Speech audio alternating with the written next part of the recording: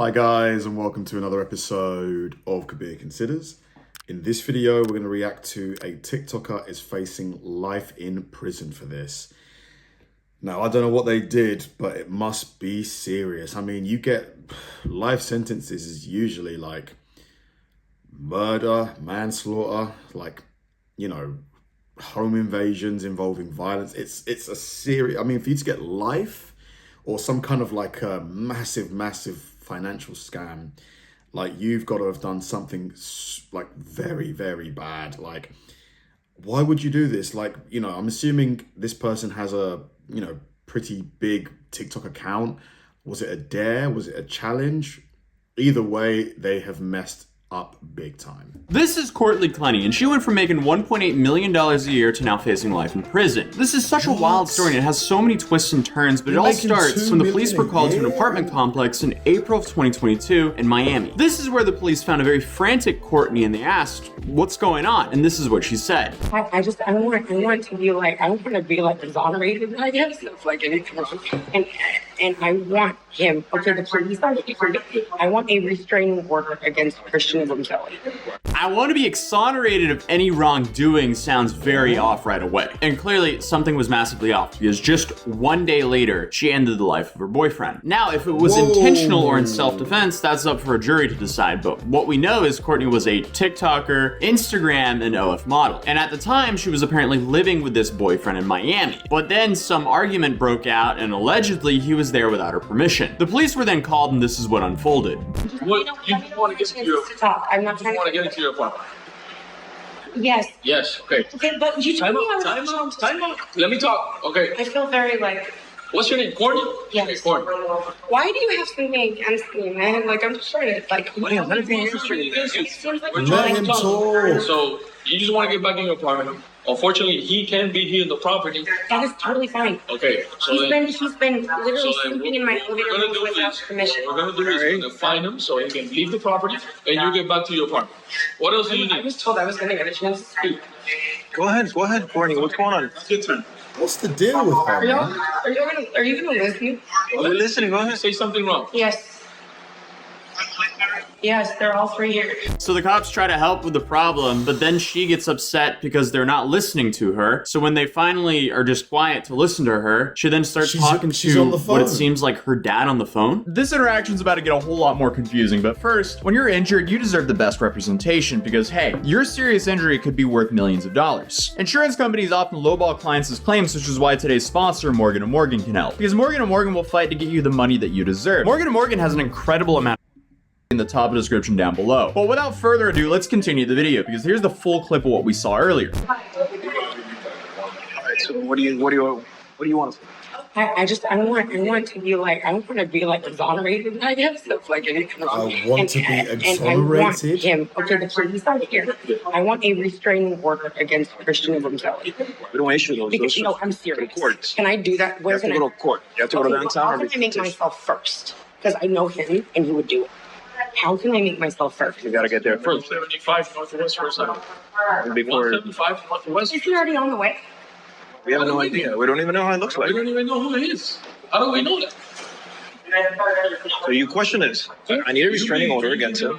So she wanted the cops to go get The way she's communicating, doesn't it seem so like rude almost? Like she's so like it's hard to put a word on it, but the demeanor is just so like, I want this, I want that, I want this, I want that. Do you know what I mean?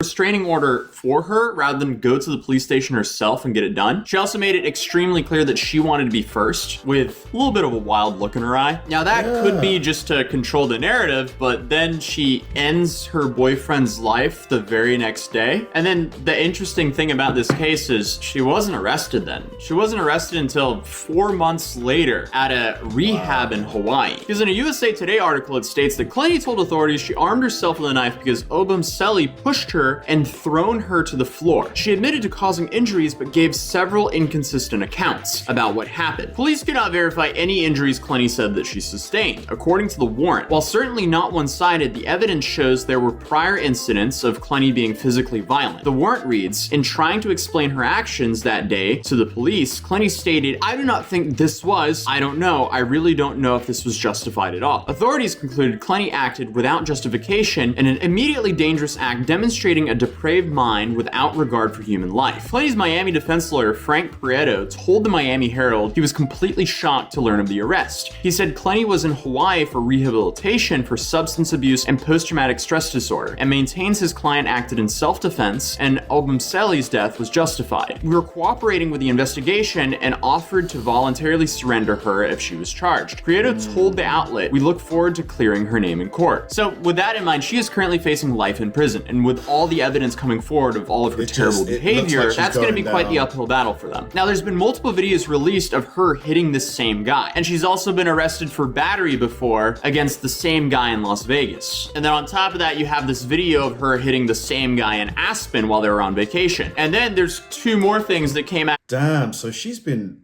like hitting this guy for a long time, and he's probably just forgiven her, you know, every single time.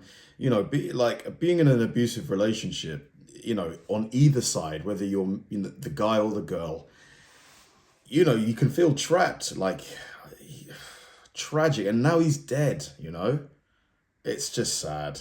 It's complete left field with this story. The first one being, her parents were arrested for accessing the victim's laptop. And they also just released why, as Clenny's father, Kim, entered the couple's apartment to clear out his daughter's things, but he also took the victim's laptop. This laptop apparently had all the victim's information, including his iCloud, messages, photos, videos, and so on. And this laptop hadn't been taken by the police, so the court documents allege that he tried to get into the laptop before handing it over to the victim's family. And because of this, Courtney is now also facing computer crime charges. But the parents claim that this was a shared computer between her daughter and the victim. So who knows? It's quite also, murky, could it be a simple mistake? I don't know. Well, the parents did claim that her daughter and the victim shared that laptop. That's why they did so. Then the story takes a laughably stupid turn, because apparently she approached an 18-year-old and asked him to walk her home. When the teenager agreed to walk her home, she ended up getting them to sit down on a bench. This is where she apparently tried to kiss him, and when he said no, she started freaking out at him and then ended up screaming at him, saying she was going to burn his house down because she was simply rejected. The teenager,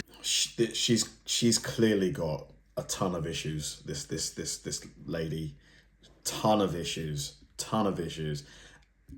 understandably freaked out, so he called his father. His father showed up pretty quickly, and this is where she starts smacking the father because the son called his father to show up and have his back. So clearly a lot of things were off here. And what makes this worse is this is after she ended the life of her boyfriend. Not before, after. Wow. But after she started smacking the father, both the son and the father just left, and I guess simply assumed this is just some insane, intoxicated woman. And in a recent update, another friend of the couple, she came out and stated, hey, I've seen the woman hit the man multiple times, but I've never seen the man hit the woman. And what's also new to this story is that Courtney's parents were recently interviewed by TMZ. And here they say if her daughter didn't do that, it would have been her funeral. So here's a clip of that. Her funeral we were talking about, it would have been the other way around, for sure.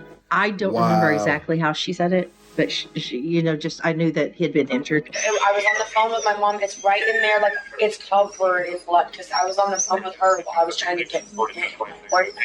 I didn't know. The parents just can't accept that their daughter's a monster. You know, I get it. You know, nobody wants to accept that about their child, but I'm sorry, she is like serious at all. I just knew that if he was injured at all, she needed to call 911, and she did.